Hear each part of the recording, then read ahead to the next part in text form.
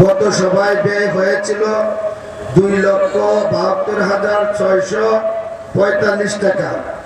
মাদ্রাসায় CC camera লাগানো বাবদ 50,000 টাকা। মেহমানদারি বাবদ ব্যয় হয়েছে 12,457 টাকা। মাদ্রাসার জন্য কিতাব ক্রয় করা হয়েছে 18,290 টাকা।